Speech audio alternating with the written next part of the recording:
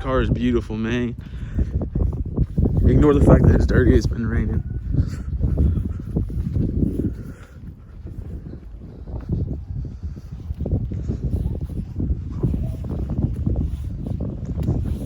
Still need to get window tint.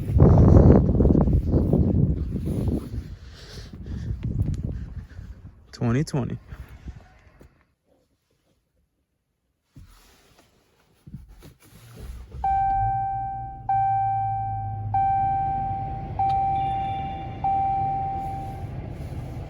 What is going on, everybody? Thank you for tuning in once again. My name is Marcus, and I am here today to bring you a review of my brand new 2020 Dodge Challenger. And the day I'm recording this today is December 31st, 2020. Thank God the nightmare of a year 2020 is finally almost over. Hopefully 2021 is better for everybody, because 2020 was just bad for everybody.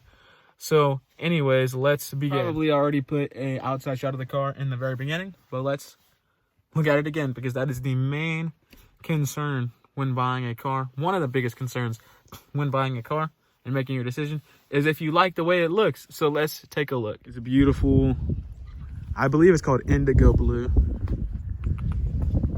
20-inch rims that come with the black top package. It's just a V6. Don't clown me.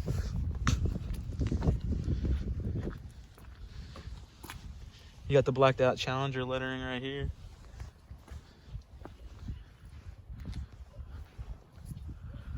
Beautiful.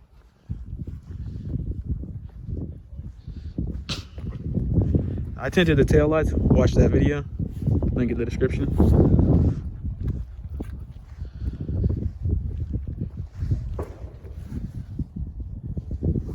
All right, now next, let's look at the interior. The place where you're gonna spend all your time at, obviously. So let's see. Is it nice? Does it look good? You'll find out next. Now next, I'm doing it as if it was you getting in and out of the car, like from your point of view. The car's got 435 miles on it, 160 on the dash. It only has the little screen, which you still got all your controls. You can do anything you need here. You got all your settings, like language, display, units, voice, clock, and safety/driving assistance right here. This is the 7-inch screen. This is the cheap one. This is the base one that comes on it. And then over here, just your styling. You got this cool little Challenger right here that comes on all the new ones. Just to go a little more into depth, I have not turned on the car, so I wanted to show you here your climate controls. You can change them. It's a dual climate system like all Challengers. And then if you wanted to sync the temperatures, you click the sync button, and now they're both the same temperature. You could change where the air goes to, obviously. Max AC right here. Have it circulating right there. I'm gonna turn that off for now. Then your front and rear defrosters right here. Or you could use these buttons right here. Volume up, down, sports mode, traction control off. Watch my video, I told you how to properly turn traction control off. If you want to turn off the screen so you don't have any distractions, you can turn it off like that. You can change the radio stations with this, or over here.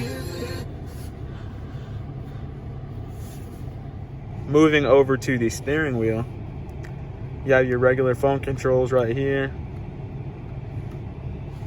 And then with these buttons, you can look at stuff such as your vehicle information, tire pressure, coolant temperature, transmission temperature, oil temperature, oil pressure, oil life, and battery voltage. Or right here, performance. I haven't actually tried to do 0 to 60 yet, so there's that. And then there's your braking distance, fuel economy. Pretty bad actually for a V6, but who cares? Trip meter. Media would be shown right here if you were playing anything, and any messages. All that to be handled right here. And also if you wanted to change anything from your screen, like upper left where the range is at, I can make that anything I want it to be. but I'm gonna leave it as range.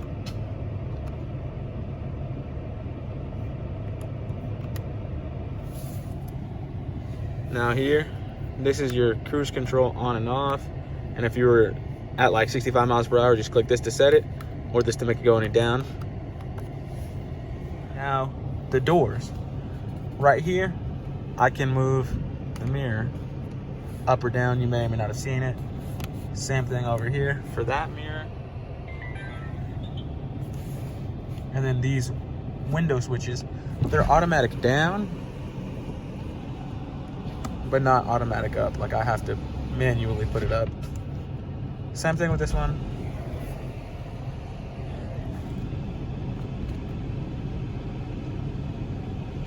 And then here's your lock and unlock buttons, obviously. One thing I don't like is how low this door handle is, because I'm used to the Charger where it was right here. This is exactly where it should be, right there. But it's down here, I guess, you know. You got some cup holders here, as well as here and here. Ignore those. Then you got a cup holder over there. It's the COVID season, so that's why I got the Germex. Masks, and more masks. Particular car that I'm in, only option on it I believe is blacktop package. So obviously I got these cloth seats. They're not that bad. Obviously if I could have leather, that'd be great, but it's basically the same comfortability wise. Although obviously highly recommend leather seats if you can get them. Also, the back seats are fairly roomy. You do get some legroom as opposed to in a Camaro or a Mustang where you would have like no legroom. I know this don't look like a lot, but it is more than other cars. Don't judge me there. I got my window sticker, then my jacket and a steering wheel cover. It's not that messy, all right?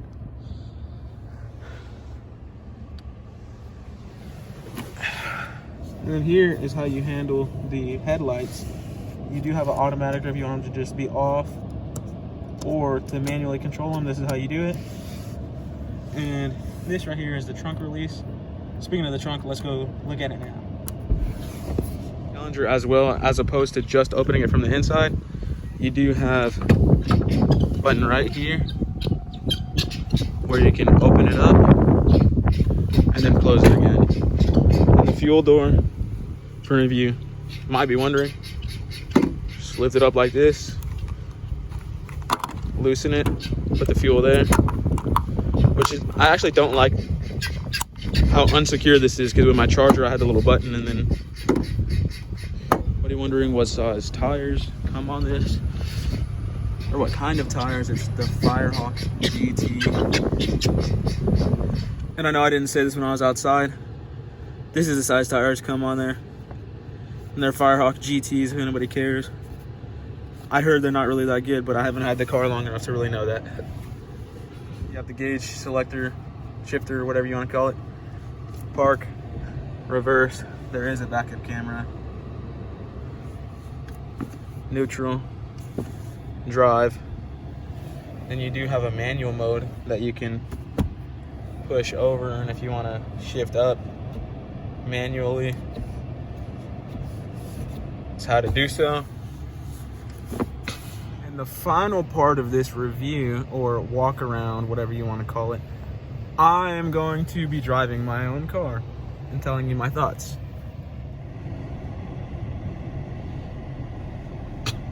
Sorry if the camera's not recording anything, but I'm not paying attention to it right now. I'm just gonna drive.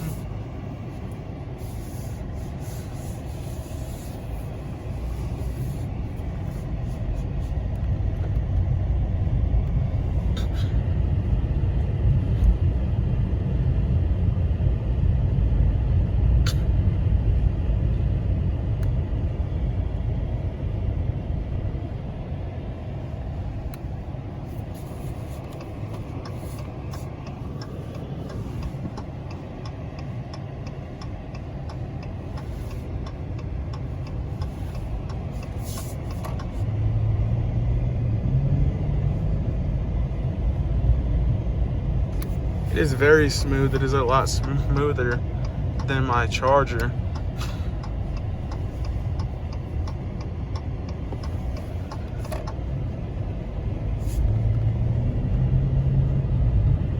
One thing that you'll notice too is the car itself feels really wide.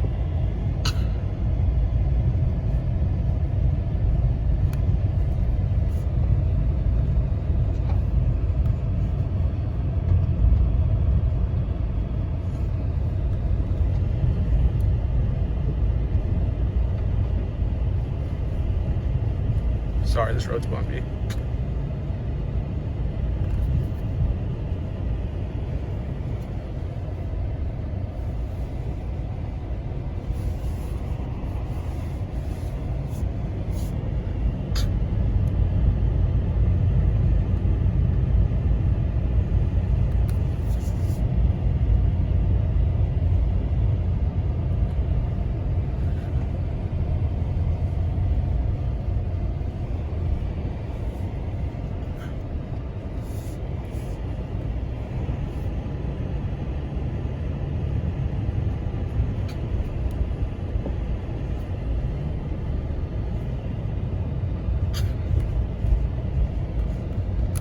Now I'm back home and I just took my test drive.